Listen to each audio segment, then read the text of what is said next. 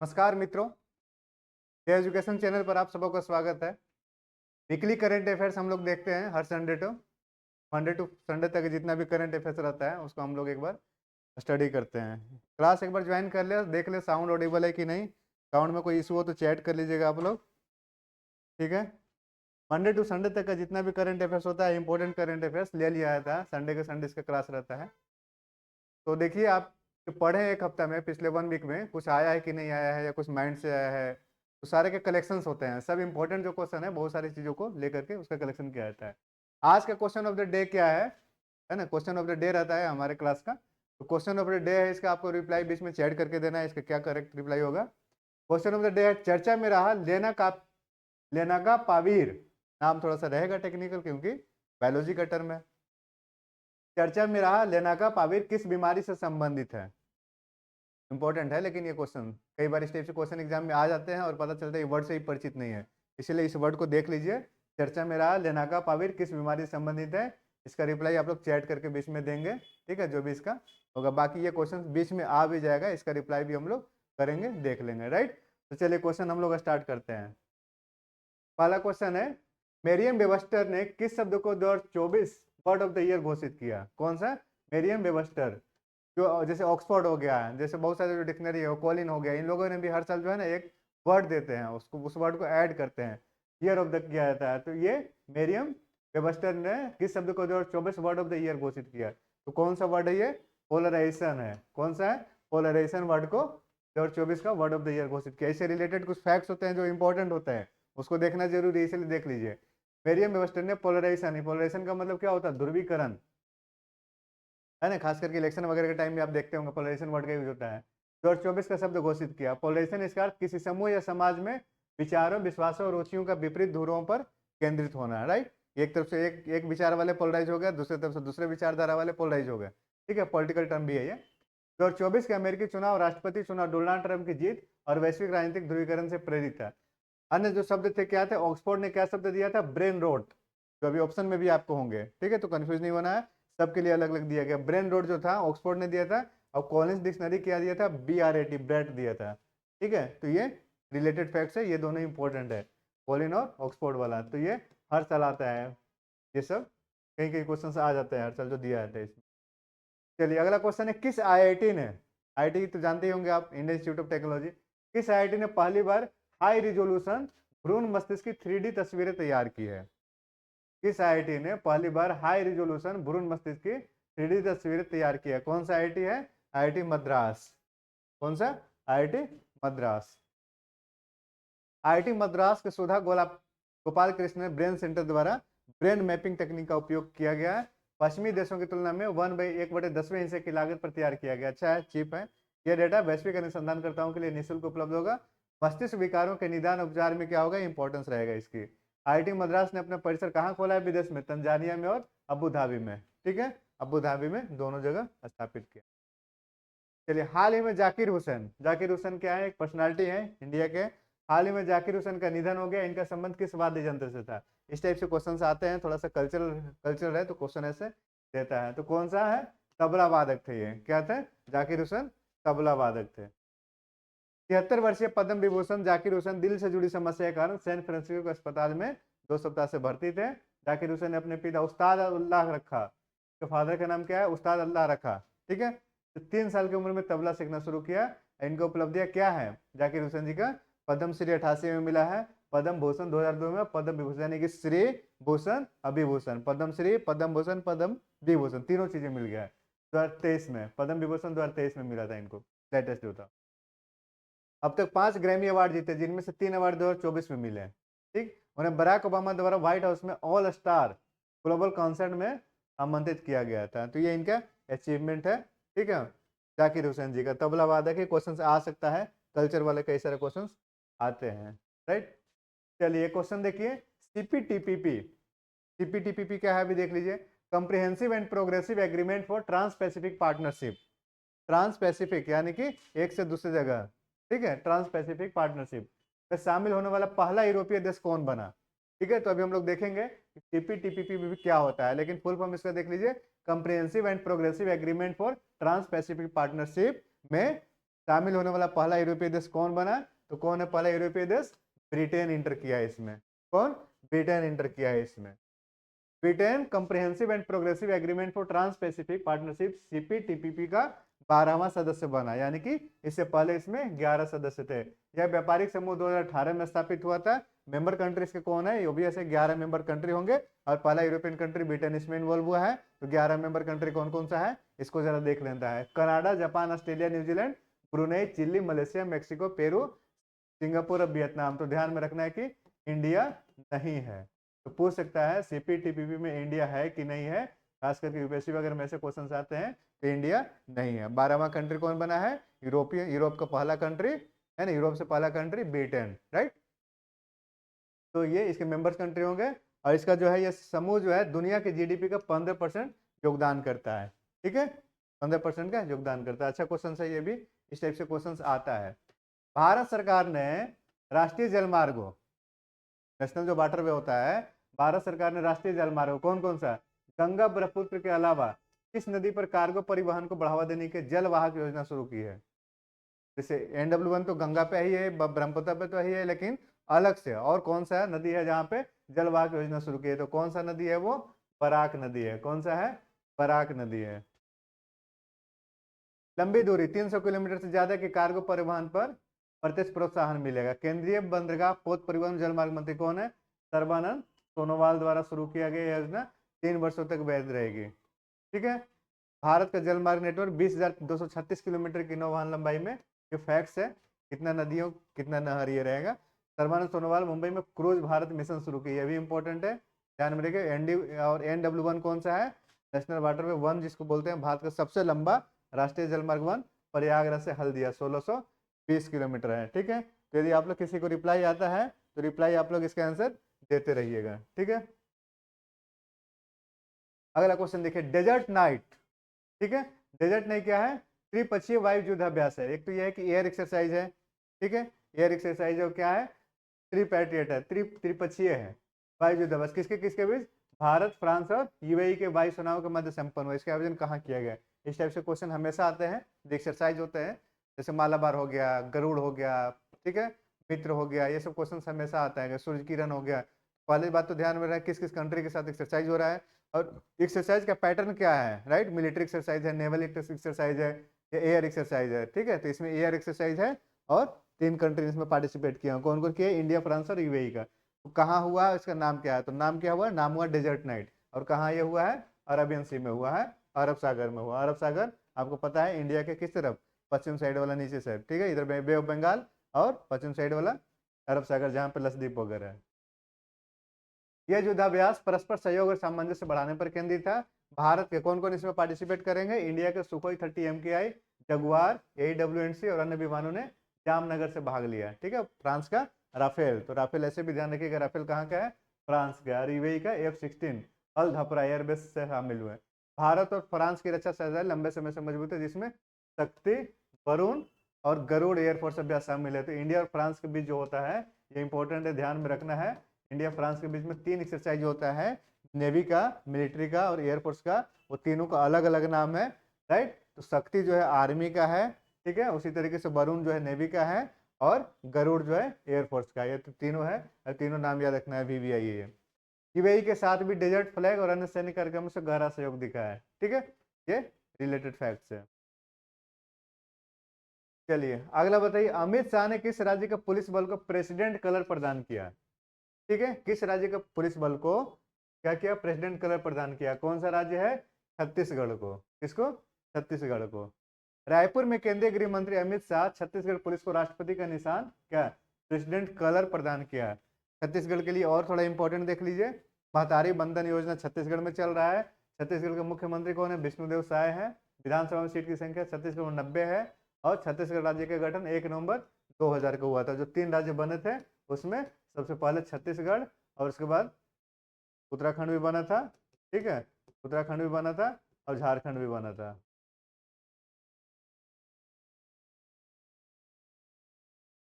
झारखंड भी बना था। ठीक है, ये 3 राज्य बने थे, 3 राज्य में एक छत्तीसगढ़ है सबसे पहला, है ना। 1 से 15 नवंबर के बीच में, 1 से 15 नवंबर 2000 के बीच में तीनों स्टेट बने थे। 1 नवंबर, 9 नवंबर और 15 नवंबर। हाल ही में जारी एक रिपोर्ट के अनुसार देश में कितने करोड़ लोगों को आर्थिक सुरक्षा योजनाओं का लाभ मिल रहा है? कितने करोड़ लोगों को मिल रहा है? 75 करोड़ लोगों को। ठीक है, इकोनॉमिक जो बेनिफिट का लाभ ले रहे हैं, आर्थिक योजनाओं का जो लाभ ले रहे हैं। ठीक है, ये ध्यान में रखना है। किसी को आ रहा है तो इसका चैट आप लोग कर सकते हैं। ठीक, अब थोड़ा सा योजना जो स्कीम चल रहा है, इंपॉर्टेंट 3 स्कीम देख लीजिए कौन कौन से ये तीनों इंपॉर्टेंट है, कई बार क्वेश्चन आ जाएंगे। हालांकि ठीक है, पुराना है लेकिन फिर भी क्वेश्चन आ जाता है मैच करने के लिए। अटल पेंशन योजना की शुरुआत 9 मई 2015 से शुरू हुआ था। ठीक है, 60 वर्ष के बाद 1000 से 5000 रुपए तक का मासिक पेंशन था। सब्सक्राइबर की मौत पर पति पत्नी को पूरी पेंशन और 7.25 करोड़ से ज्यादा लोग जुड़े। उसी तरीके से प्रधानमंत्री सुरक्षा बीमा योजना यह भी 2015 में शुरू हुआ था। 9 मई 2015 में यह भी शुरू हुआ था, 9 मई 2015 में यह भी शुरू हुआ था। ठीक है, इसमें क्या है, 20 रुपये वार्षिक प्रीमियम में दुर्घटना बीमा। 20 तो बढ़ाया है कि पता नहीं, उस समय तो 12 था, 12 रुपये में ही था। ठीक है, हो सकता है इंक्रीज किया हो। हादसे में मृत्यु पर 2 लाख रुपया, आंशिक दिव्यांगता पर 1 लाख रुपया। ठीक, तो एक बार आप लोग क्रॉस चेक कर लीजिएगा। 20 रुपये वार्षिक प्रीमियम ध्यान नहीं दिया, हो सकता है 12 रुपये, उस समय तो 12 रुपये ही आया था, अब हो सकता है चेंज किया हो। सुरक्षा बीमा वाला प्रधानमंत्री जीवन ज्योति बीमा योजना 9 मई 2015 से शुरू हुई। तीनों 9 मई को ही स्टार्ट हुआ था। ठीक है, और ये तीनों एक ही साथ आया था स्कीम। 436 रुपये वार्षिक प्रीमियम में जीवन बीमा, मृत्यु पर परिवार को 2 लाख रुपए। तीनों स्कीम्स है, ये स्कीम थोड़ा इंपॉर्टेंट है। किस भारतीय एथलेटिक्स खिलाड़ी की टी शर्ट, ठीक है, एथलेटिक्स खिलाड़ी है और काफी फेमस है, ठीक है, विश्व एथलेटिक्स विरासत संग्रहालय में शामिल की गई? कहाँ पे? विश्व एथलेटिक्स विरासत संग्रहालय में शामिल की गई। कौन से खिलाड़ी है? नीरज चोपड़ा, काफी फेमस रहे हैं अभी इधर 2-3 सालों में। टोक्यो ओलंपिक 2021 में,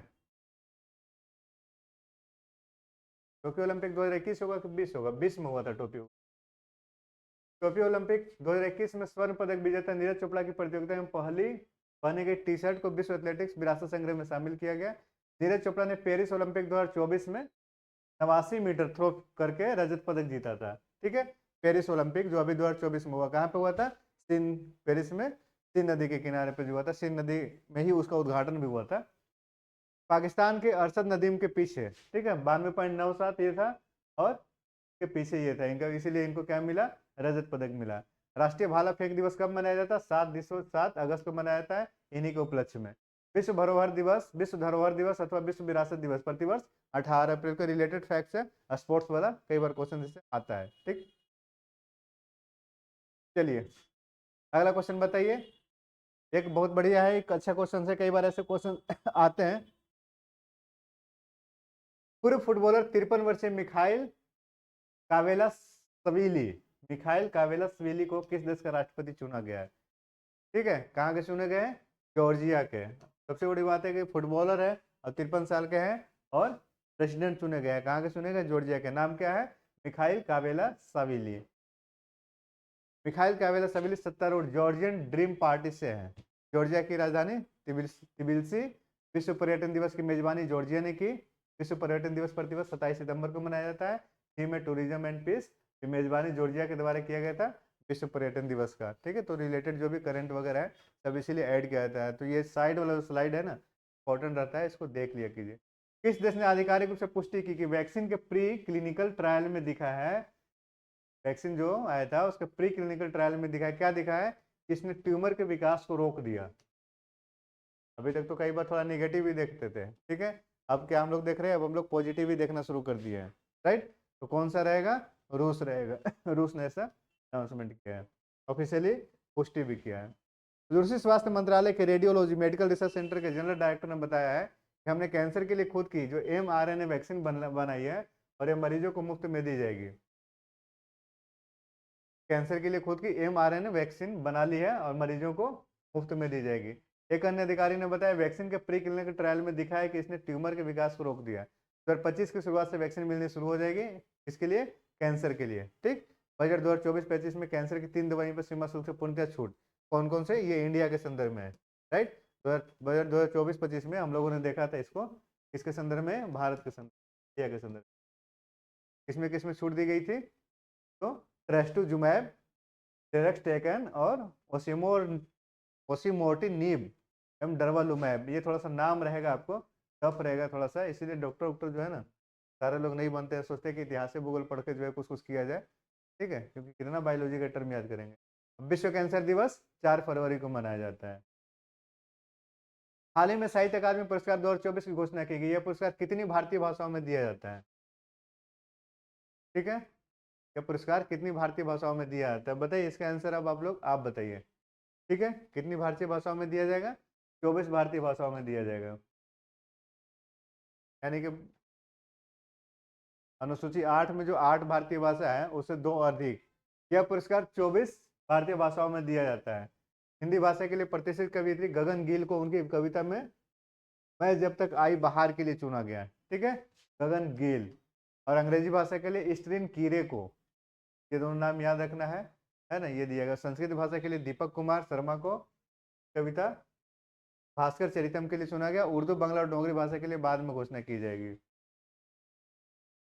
भारत और ऑस्ट्रेलिया के बीच में क्या क्वेश्चन है? भारत और ऑस्ट्रेलिया के बीच में हुए ब्रिस्बेन टेस्ट के बाद किस भारतीय ऑलराउंडर ने इंटरनेशनल क्रिकेट से संन्यास लेने का ऐलान कर दिया? कौन है? आर अश्विन। अभी फेमस होंगे, अभी 1-2 दिन पहले की घटना है, पता होगा आप लोग को। आर अश्विन 38 वर्षीय आर अश्विन इस टेस्ट में भारतीय प्लेइंग 11 के हिस्सा नहीं थे और उन्हें पर्थ टेस्ट में भी शामिल नहीं किया गया था। आर अश्विन ने भारत के लिए 287 इंटरनेशनल मैच में 765 विकेट लिए हैं। ठीक है, ये इनका रिकॉर्ड ध्यान रखिएगा। अभी अभी जो है अगर ये रिटायरमेंट लिए हैं, संन्यास लिए हैं, तो क्वेश्चन आ सकता है आर अश्विन का। आर अश्विन की नवीनतम पुस्तक कौन? I have the streets. I have the streets अकेले नहीं, किसी के साथ, सिद्धार्थ मोंगा के साथ मिलकर लिखा गया है। ठीक है, किसके साथ? सिद्धार्थ मोंगा के साथ मिलकर लिखा गया। किस देश ने दुनिया की पहली हीरे की बैटरी विकसित की? किस देश ने दुनिया की पहली हीरे की बैटरी विकसित की? किसने किया है? ब्रिटेन ने किया है ये। राइट, ब्रिटेन ने किया। हमारे यहाँ से हीरा ले जाकर अपने यहाँ बैटरी बना रहा है। ब्रिस्टल यूनिवर्सिटी और यूके परमाणु ऊर्जा प्राधिकरण यूके एईए ने दुनिया की पहली कार्बन 14 डायमंड बैटरी विकसित। ठीक है, ऊर्जा क्षमता हजारों साल तक डिवाइस को चार्ज रखने में सक्षम, रख रखाव मुक्त, इसमें चुंबक या तार जैसे पुर्जे नहीं है, रख रखाव की जरूरत नहीं पड़ती। कार्बन उत्सर्जन का, कार्बन एमिशन का कोई जोखिम नहीं है। एक बैटरी में 1 ग्राम कार्बन 14 से 15 जूल ऊर्जा उत्पन्न होती है। ठीक है, रिलेटेड फैक्ट है। कार्य प्रणाली सोलर पैनल की तरह काम करती है लेकिन फोटोन के बजाय इलेक्ट्रॉनों को अवशोषित करती है।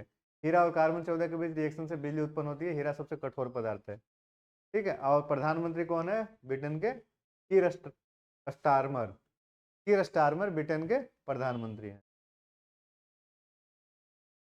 चलिए, उत्तर प्रदेश के पहले खेल विश्वविद्यालय मेजर ध्यानचंद खेल विश्वविद्यालय के पहले कुलपति कौन बने हैं? Major general D Pahalwat.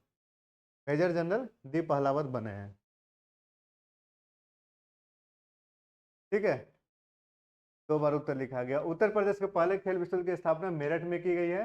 Meerut खेल उद्योग, मेरठ जो ऐसे भी एक खेल उद्योग के लिए प्रसिद्ध है। खेल के सामान वगैरह सबसे ज्यादा कहाँ मिलता है? मेरठ में मिलता है। हॉकी का जादूगर मेजर ध्यानचंद को कहा जाता है। राष्ट्रीय खेल दिवस 29 अगस्त और पहला विश्व खेल दिवस 11 जून 2024। ठीक है, और भाला फेंक दिवस हम लोगों ने भी पढ़ा था, कौन सा? 7 अगस्त। ये सब स्पोर्ट्स से रिलेटेड है। ठीक है, चर्चा में रहा कार्तिकेश्वर महादेव मंदिर यूपी के किस जिले से संबंधित है? बताइए, यूपी वाले बता सकते हैं कोई? कार्तिकेश्वर महादेव मंदिर यूपी के किस जिले से संबंधित है? संभल से संबंधित है। कहाँ से? संभल से संबंधित है। कहाँ पे है? संभल के खगुसराय में। 40 साल बाद खोला गया मंदिर, कल्की मंदिर संभल में। हॉर्नक्रॉफ्ट संभल के उत्पादन को जीआई टैग दिया गया। संभल में उपद्रव की न्यायिक जांच सेवानिवृत्त न्यायमूर्ति डीके देवेंद्र कुमार की अध्यक्षता में आयोग का गठन हुआ था। अन्य 2 सदस्य ये संभल के रिगार्डिंग है। चलिए, 38वें राष्ट्रीय खेलों के प्रतीक गान और शुभंकर का अनावरण किया गया। इसका आयोजन किस राज्य में किया जाएगा? बताइए, अच्छा क्वेश्चन है, बताने की कोशिश कीजिए इसका आंसर।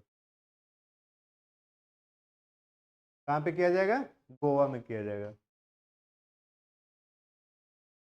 उत्तराखंड के मुख्यमंत्री पुष्कर सिंह धामी द्वारा लोगों, गान शुभंकर, जर्सी और मशाल का अनावरण। ठीक है,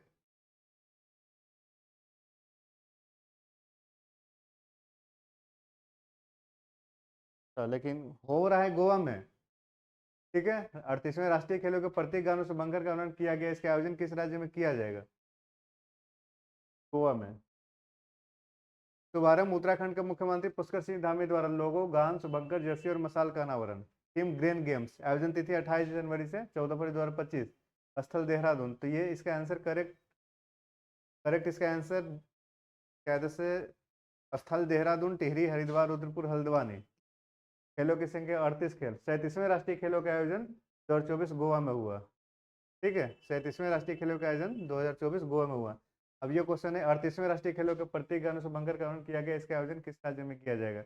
ये जो है 38वें राष्ट्रीय खेलों के आयोजन कायदे से गोवा नहीं होना चाहिए, कायदे से क्या होना चाहिए, उत्तराखंड होना चाहिए, उत्तराखंड होना, क्योंकि 38वां है। ठीक है, जब 37वां जब गोवा में हो चुका तो 38वां गोवा में क्यों होगा, 37वां जब गोवा में हुआ तो 38वां कहाँ पे होगा, उत्तराखंड में होगा। राइट, इसको हटाइए।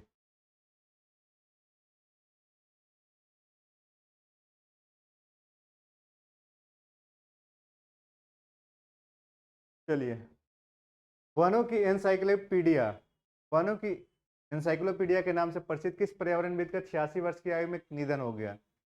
किसका निधन हुआ 86 वर्ष की आयु में, तुलसी गौड़ा का। किसका, तुलसी गौड़ा का। वनों की एनसाइक्लोपीडिया। 2021 में पर्यावरण संरक्षण में असाधारण योगदान के लिए पद्मश्री से सम्मानित कर्नाटक के पर्यावरणविद का जन्म 1944 में उत्तर कन्नड़ जिले के अंकोला तालुक के होनली गांव में हुआ है। क्या कंट्रीब्यूशन है, 1 लाख से अधिक पेड़ लगाने, एनसाइक्लोपीडिया इसलिए कहा जा रहा है। और 35 वर्षों को दैनिक वेतन भोगी के रूप में वन विभाग के लिए काम किए। वाह। तुलसी गौड़ा को हल्की जनजाति द्वारा ट्री गॉडेस, गॉड होता है ना, गॉड से गॉडेस, ट्री गॉडेस के रूप में सम्मानित किया जाता था हल्की जनजाति द्वारा। पर्यावरण संरक्षण दिवस कब, पर्यावरण संरक्षण दिवस नहीं, अधिनियम 1986 का है ये बताइए। चर्चा में रहा लेनाका पाविर किस बीमारी से संबंधित है, ये आपका क्वेश्चन ऑफ द डे यही था ना, आज का क्वेश्चन क्या था, यही था। तो लेनाका पाविर बीमारी से संबंधित, बच के रहिएगा थोड़ा सा, खतरनाक है। एचआईवी, एचआईवी का फुल फॉर्म तो पता ही होगा आपको, एड्स का फुल फॉर्म, एचआईवी का फुल फॉर्म, सब क्वेश्चन कई बार आता है। दवा का नाम लेनाका पाविर है ना, गिलीड साइंसेज द्वारा एक लंबे समय तक असर करने वाली एचआईवी रोकथाम दवा। ठीक है, 2025 के अंत या 2026 की शुरुआत तक गरीब देशों में आपूर्ति की योजना, हाउ एफडी और डब्ल्यूएचओ से नियामक मंजूरी के बाद आपूर्ति संभव। गठबंधन, ग्लोबल फंड, पीईपी, एफआरए और चिल्ड्रन इन्वेस्टमेंट फंड अथवा तथा bill and Melinda Gates foundation मिलकर सस्ती पहुंच सुनिश्चित करेंगे। एचआईवी एक वायरस है जो शरीर की प्रतिरक्षा प्रणाली को कमजोर करता है, इसका फुल फॉर्म देख लीजिए, इम्यूनो डिफिशियंसी वायरस एचआईवी। ठीक है, उसी तरीके से एड्स, ठीक है, एड्स का वाहक है ये।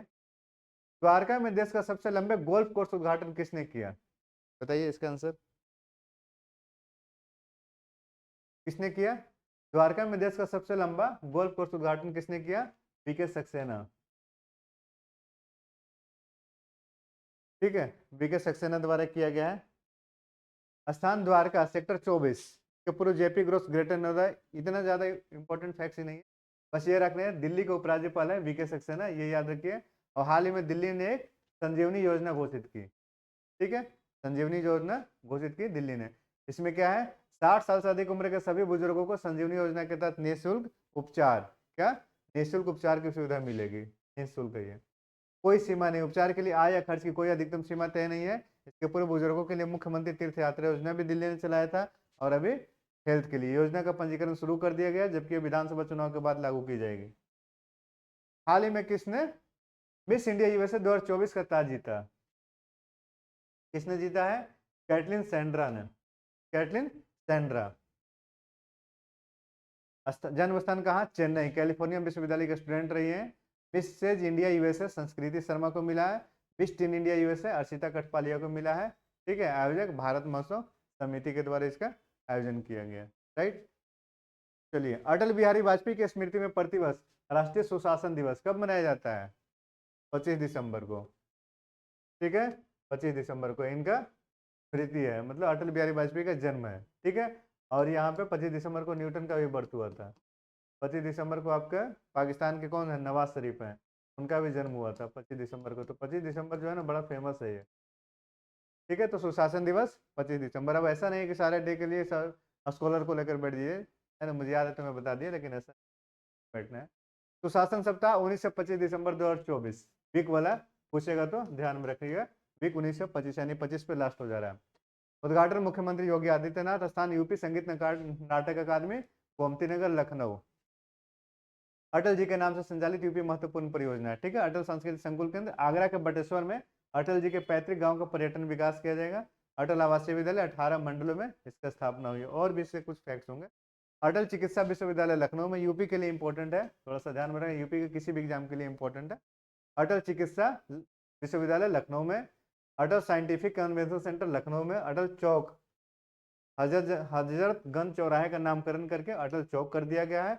और अटल क्रिकेट स्टेडियम इकाना लखनऊ में। तो अटल जी के रिगार्डिंग जितने भी है सारा थोड़ा सा एक बार देख लीजिएगा, कम से कम एक क्वेश्चन अगर आने की संभावना रहेगा तो आ जाएगा इसमें से अटल जी के नाम पे कम से कम। ठीक है। चर्चा में रहा गोलन हाइट्स। ठीक है, कहाँ पे? इजराइल में है। गोलन हाइट्स इजराइल और किस देश के मध्य स्थित है? तो ये आपको पता ही होगा किसके साथ है, सीरिया के साथ है। ठीक है, गोलन हाइट के बारे में तो आप लोग को पता ही होगा, सीरिया के साथ है। हाल ही में इजराइल की कैबिनेट द्वारा गोलन हाइट्स में बस्तियों का विस्तार किए जाने संबंधी निर्णय से चर्चा में रहा। 1967 के 6 दिवसीय युद्ध में इजराइल द्वारा कब्जा कर लिया गया था। 1981 में इजराइल में विलय, जिसे अधिकांश अंतर्राष्ट्रीय समुदाय मान्यता नहीं देता। लेकिन ध्यान रखना है कि गोलन हाइट्स पर एक मान्यता देता है। कौन सा राज्य है वो?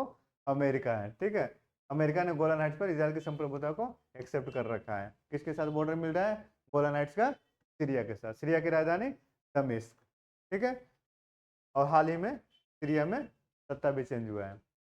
बायोसाइंसेज बायोसाइंसेज में योगदान और भारत समेत विश्व भर के मरीजों की सेवा के लिए किसे जमशेदजी टाटा पुरस्कार दिया गया? कौन है? किरण मजूमदार शो। किरण मजूमदार शो बायोकॉन ग्रुप की chairperson. India society for quality ने 2024 जमशेदजी टाटा पुरस्कार प्रदान किया। टाटा ट्रस्ट के नए अध्यक्ष नोएल टाटा। रतन टाटा का निधन 9 अक्टूबर 2024 को हुई थी, तो इनके जगह पे फिर नए अध्यक्ष कौन बने हैं? टाटा ट्रस्ट के नोएल टाटा बने हैं। और रतन टाटा को 2008 में पद्म विभूषण दिया गया। ये भी क्वेश्चन आता है, रतन टाटा का डेथ हुआ है, अभी देहांत हुआ है, तो इनसे क्वेश्चन आ सकता है। ठीक। फीफा बेस्ट प्लेयर अवार्ड 2024 में किसे? FIFA best men's player of the year. FIFA best men's player of the football का है, FIFA men's player of the year का अवार्ड दिया गया। किसे दिया गया? जूनियर को दिया गया, विनीसियस जूनियर को दिया गया। किसमें? मेंस वाला में। ठीक है, मेंस वाला विनीसियस जूनियर को दिया गया। तो बाकी देख लीजिए। महिला खिलाड़ी एटाना बोनमोटी। ठीक है, महिला खिलाड़ी में एटाना बोनमोटी, स्पेन बार्सिलोना ने लगातार दूसरे साल फीफा बेस्ट वीमेन के लिए अगर कहेंगे तो एटाना बोनमोटी। ठीक है, पुरुष खिलाड़ी के लिए विनीसियस जूनियर। तो अभी रोनाल्डो और जो सीधे जो है आप लोग लगा देते हैं कहीं भी ठीक, कुछ नहीं हुआ तो रोनाल्डो मार दो, रोनाल्डो मार दो। ठीक है, और मेसी मार दो, तो वैसे नहीं है, ध्यान में रखना है। और भी प्लेयर नीचे से आ रहे हैं। विनीसियस जूनियर ब्राजील के हैं। ठीक है, FIFA best men's player of the year का खिताब जीता। और फीफा रैंकिंग में कौन सा है? अर्जेंटीना टॉप लेवल पे और इंडिया का पोजीशन 127वां नंबर पे है। बहुत ही बुरा स्थिति है फुटबॉल के, इसीलिए बोलता हूँ मैं कई बार आप लोग खेला करिए फुटबॉल वगैरह। किस राज्य ने गंगा नदी डॉल्फिन की पहली टैगिंग की? किसने टैगिंग की है? असम ने की है। ठीक है, राष्ट्रीय जलीय पशु गंगा नदी डॉल्फिन प्लेटेने प्लेटेनिस्टा गैंगेटिका। ठीक है, डॉल्फिन का ये जूलॉजिकल नाम हो गया प्लेटेनिस्टा गैंगेटिका की पहली टैगिंग असम में संपन्न। यह पहल पर्यावरण मंत्रालय, भारतीय वन्यजीव संस्थान और असम वन विभाग द्वारा राष्ट्रीय काम्पा प्राधिकरण के वित्त पोषण से की गई। टैगिंग से डॉल्फिन के मौसमी और प्रवासी पैटर्न, आवास उपयोग और वितरण को समझने में मदद मिलेगी। डॉल्फिन रिसर्च सेंटर कहाँ है? पटना में है। ठीक है, ये इंपॉर्टेंट है, ध्यान रखिएगा दोनों। और राष्ट्रीय डॉल्फिन दिवस कब मनाया जाता है? 5 अक्टूबर को मनाया जाता है। चलिए, पीएम सूर्य घर मुफ्त बिजली योजना के क्रियान्वयन में कौन सा राज्य उत्कृष्ट प्रदर्शन? बताइए देख करके। ठीक है, अच्छा राज्य है और डेवलप्ड राज्य है। ठीक है, कई बार क्वेश्चन आता है उससे। क्या हो गया? गुजरात। 1 करोड़ घरों को मार्च 2027 तक सोलर एनर्जी से जोड़ने और फ्री बिजली प्रदान करने हेतु घरेलू रूफटॉप छत के ऊपर जो सोलर प्लांट लगता है उसके लिए टॉप कौन सा रहा है? गुजरात रहा है। 2025 तक 20 लाख, 2026 तक 40 लाख इंस्टॉलेशन का टारगेट इसका था। ठीक है, अब ये थोड़ा सा फैक्ट्स है, आप अपने अकॉर्डिंग स्टेट के अकॉर्डिंग देख लीजिएगा। यूपी में 56,000 इंस्टॉलेशन, मतलब घर के ऊपर क्या लगा है? सोलर प्लांट लगा है। प्रवासियों की बढ़ती संख्या पर यूएन रिपोर्ट के अनुसार भारतीयों के पसंदीदा देशों में कौन टॉप लेवल पर है? यानी इंडिया कहाँ जाना चाहता है? ठीक है, बताइए कहाँ जाना चाहता है? अमेरिका। तो सबसे पसंदीदा देश अमेरिका है। आप लोग जाना चाहेंगे सीरिया वगैरह में? नहीं जाना चाहेंगे। कब क्या है, कौन शूट कर दे, कुछ पता नहीं। 28 करोड़ अंतर्राष्ट्रीय प्रवासी में 13 करोड़ महिलाएं हैं।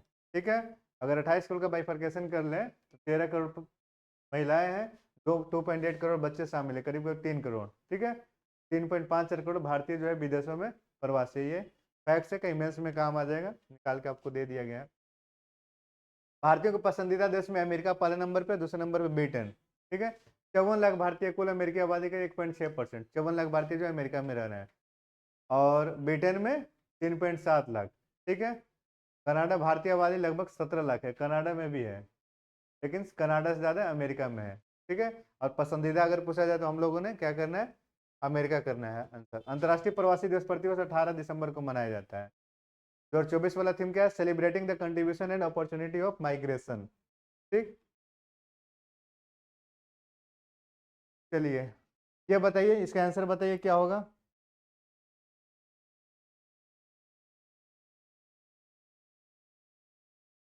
हाल ही में मसाली गांव देश का पहला सौर सीमा गांव बन गया है, किस राज्य में स्थित है। मसाली गांव देश का पहला सौर सीमा यानी कि सोलर वाला गांव बन गया, कौन सा होगा, गुजरात। ये गुजरात के बनासकांठा जिले में पाकिस्तानी सीमा से 40 किलोमीटर दूर स्थित है। पीएम सूर्य घर योजना के तहत 800 लोगों की आबादी वाले मसाली गांव में कुल 119 घरों पर सोलर रूफटॉप लगाए गए हैं। गांव के घरों से 225 किलोवाट से अधिक बिजली पैदा होती है। इस परियोजना को पूरा करने के लिए 1 करोड़ सोलर रिन्यूएबल एनर्जी के लिए है। तो मेंस में भी क्वेश्चन ये सब आ सकता है, तो रखना है कि टारगेट ऐसे करके इंडिया को करना चाहिए काम। भारत सरकार ने सौर रूफटॉप क्षमता की हिस्सेदारी बढ़ाने और आवासीय घरों को अपनी बिजली पैदा करने के लिए सशक्त बनाने के लिए क्या 15 फरवरी 2024 को क्या शुरू किया गया था, पीएम सूर्य घर मुफ्त बिजली योजना। ठीक है, फरवरी का स्कीम है इसीलिए पूछ सकता है। ठीक है, कब शुरू किया, 15 फरवरी 2024 को पीएम सूर्य घर मुफ्त बिजली योजना की शुरुआत की गई है। 75,000 करोड़ रुपया इसमें इन्वेस्ट आएगा और 2026-27 तक का लागू किया जाना है ये। केंद्रीय गृह मंत्रालय ने पड़ोसी देशों से आने वाले लोगों के कारण उत्पन्न सुरक्षा चिंताओं का दृष्टिगत रखते हुए पूर्वोत्तर भारत के जो नॉर्थ ईस्ट इंडिया है कितने राज्यों में संरक्षित क्षेत्र परमिट, ठीक है, संरक्षित क्षेत्र परमिट व्यवस्था पुनः लागू की है।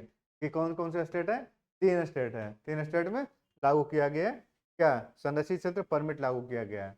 ठीक है, अब 3 स्टेट कौन कौन सा है, मणिपुर, नागालैंड और मिजोरम में 3 स्टेट यहाँ पे परमिट चाहिए। ठीक है, आने वाले विदेशियों को सरकार से पूर्व अनुमति और विशेष परमिट लेना होगा, क्योंकि यहाँ पे थोड़ा लॉ एंड ऑर्डर की इशू रहते हैं। 14 साल के अंतराल के बाद यह छूट वापस ले ली गई है। राइट, पर्यटन को बढ़ावा देने के पहले छूट दी गई थी। म्यांमार की सीमा से लगे 3 राज्यों में 2010 में संरक्षित क्षेत्र व्यवस्था पीआर में 1 साल की ढील दी गई थी। इसके बाद में आदेश की अवधि को 5 साल के लिए बढ़ा दिया गया था। नवीनतम पीआर आदेश 16 दिसंबर 2022 को जारी किया गया था और यह दिसंबर 2027 तक वैध था, तो ये फिर से इम्प्लीमेंट कर दिया गया है।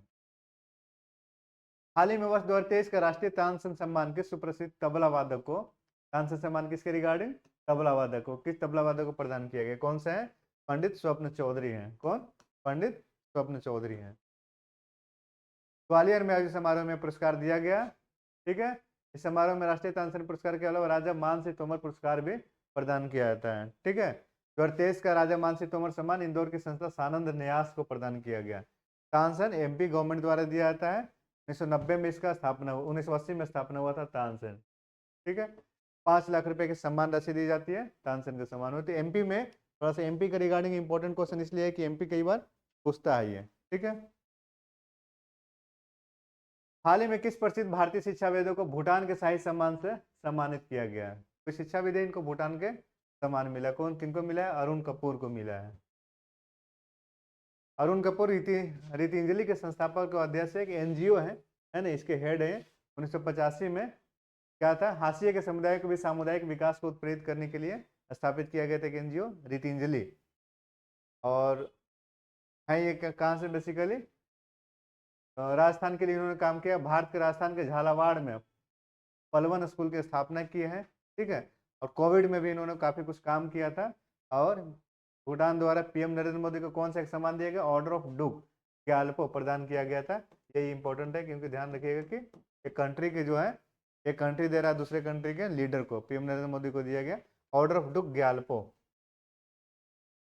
हाल ही में उपराष्ट्रपति जगदीप धनखड़ ने किस शहर में देश के पहले अत्याधुनिक जियो साइंस म्यूजियम, क्या जियो साइंस म्यूजियम का उद्घाटन किया, कहाँ पे है, ग्वालियर में दिया गया। तो एमपी वालों के लिए इंपॉर्टेंट है थोड़ा सा क्वेश्चन, है ना, ग्वालियर। यह संग्रहालय राष्ट्रीय विज्ञान संग्रहालय परिषद और ग्वालियर नगर निगम के सहयोग से बनाया गया। संग्रहालय में पृथ्वी और मानव जाति के विकास की अनूठी जानकारी उपलब्ध है, जियो साइंस। राइट, तो उसमें क्या रहेगा, पृथ्वी की उत्पत्ति, ज्वालामुखी, भूकंप और मानव सभ्यता के विकास की प्रक्रिया को आधुनिक तकनीकों और मल्टीमीडिया डिस्प्ले के जरिए समझाया गया है। ठीक है, म्यूजियम में डायनासोर का अंडा और अन्य दुर्लभ भूवैज्ञानिक नमूने भी रखे गए हैं, जो दर्शकों के लिए टूरिज्म के अकॉर्डिंग अच्छा रहेगा। चलिए, मेडिकल के फील्ड में क्वेश्चन है, इसका आंसर बताइए क्या होगा। भारतीय चिकित्सा अनुसंधान परिषद आईसीएमआर ने मद्रास डायबिटीज रिसर्च फाउंडेशन के सहयोग से किस शहर में देश का पहला डायबिटीज बायो बैंक, तो ब्लड बैंक आप सुनोगे, डायबिटीज बायो बैंक स्थापित किया? कहाँ पे हुआ है डायबिटीज बायो बैंक? चेन्नई में स्थापित किया।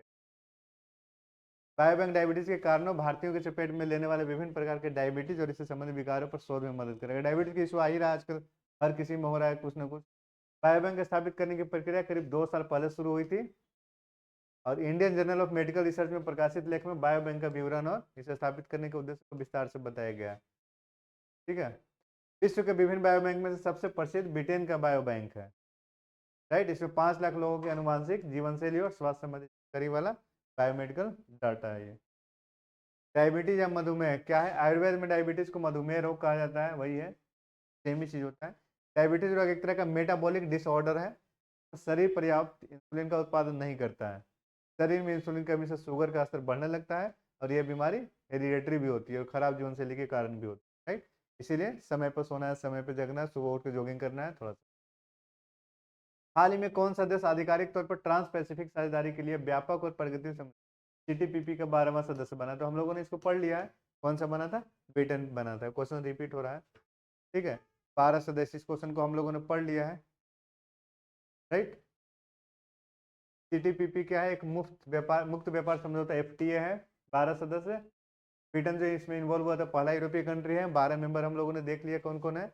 और 8 मार्च 2018 को सैंटियागो चिली में इसका पर हस्ताक्षर किए गए थे, ठीक है। समझौते को मूल रूप से, लेकिन कुछ अदर फैक्ट्स भी उसको भी देख लीजिए। समझौते को मूल रूप से वर्ष 2005 में क्या ट्रांस पैसिफिक पार्टनरशिप टीपीपी के रूप में प्रस्तावित किया गया था, जिसे एक मुक्त व्यापार क्षेत्र बनाने का लक्ष्य रखा गया था। इसमें अमेरिका से 12 देश शामिल थे। अमेरिका वर्ष 2017 में इस समझौते से बाहर हो गया, जिसके बाद से समझौते को सीपीटीपीपी नाम से जाना जाता है। तो ये रिलेटेड फैक्ट्स है, इसलिए दोबारा क्वेश्चन लिया गया, किसी और दिन ये फैक्ट्स आया होगा न्यूज में। चलिए ये देखिए, इस क्वेश्चन का आंसर दीजिए क्या होगा। हाल ही में किस देश के गुडौरी शहर में, एक शहर है गुडौरी शहर में, एक रेस्तरां में कार्बन मोनोऑक्साइड यानी कि सीओ विषाक्तता से 11 भारतीयों की मौत हो गई है। रिस्क वहां हो रहा है, इंडियन लोग का डेथ हो जा रहा है। कि कहाँ पे? जॉर्जिया में। कार्बन मोनोऑक्साइड के लीकेज के कारण ये डेथ हुई, इसमें 11 भारतीय हैं। प्रभाव, सांस में सीओ के होने पर शरीर को ऑक्सीजन का ठीक से उपयोग करने में समस्या आती है, मस्तिष्क, हृदय और अन्य अंगों को नुकसान पहुंचाता है। उच्च जोखिम वाले व्यक्ति, शिशु एवं बच्चे, गर्भवती महिलाएं, वृद्ध, वयस्क, हृदय फेफड़े की बीमारी वाले लोग और धूम्रपान करने वाले व्यक्ति, इनको नुकसान होता है, ठीक है। ये इसके लक्षण है, क्या क्या होता है तो ध्यान में रखना है थोड़ा। सीओ, कार्बन मोनोऑक्साइड वगैरह से बच करके रख। उपचार क्या है? सीओ विषाक्तता के लिए उपचार शुद्ध ऑक्सीजन में सांस लेना, यानी कि ऑक्सीजन की प्योरिटी चाहिए सीओ को डिफेंड करने के लिए। यह शरीर में कार्बन मोनोऑक्साइड के निर्माण को संतुलित करता है। इसे क्या नाम दिया? Hyperbaric oxygen therapy. क्या? हाइपरबेरिक ऑक्सीजन थेरेपी कहा जाता है। इसमें एक निश्चित समय के लिए कक्ष में शुद्ध ऑक्सीजन को सांस में लेना शामिल है, ठीक है। क्या हो जाएगा? कार्बन मोनोऑक्साइड को ऑक्सीजन से बदलने में मदद करता है ब्लड में, है ना। ब्लड में सीओ की मात्रा ज्यादा होगा तो रिस्क है, वही चीज था। हाल ही में अंतर्राष्ट्रीय सौर गठबंधन, ठीक है, इंटरनेशनल सोलर अलायंस आईएस है, इंडिया का जो इनिशिएटिव है ये, ठीक है, तो शामिल होने वाला 105वां पूर्ण सदस्य कौन देश बना? कौन बना? 105वां मालडोवा बना। तो 5वां सदस्य कौन बना? मालडोवा बना। आर्मेनिया 104वां पूर्ण सदस्य, सीरिया 103वां सदस्य। आईएसए की स्थापना 2015 में पेरिस में आयोजित हुआ और जलवायु परिवर्तन पर जो यूएनएफसीसी का जो कॉन्फ्रेंस हुआ था उसमें 21वें सम्मेलन के दौरान हुई थी। हेडक्वार्टर इसका इंडिया में ही है, कहाँ पे? गुरुग्राम में, हरियाणा में है, ठीक है। मोल्डोवा की सीमा यूक्रेन और रोमानिया से लगती है। तो मोल्डोवा ध्यान में रखना है कि 105वां सदस्य बना, जो आईएसए का मेंबर बना, पूर्ण मेंबर बना, ठीक। माउंट सेमेरू ज्वालामुखी विस्फोट के कारण चर्चा में रहा, बताइए किस देश में? बता सकते हैं इसका आंसर?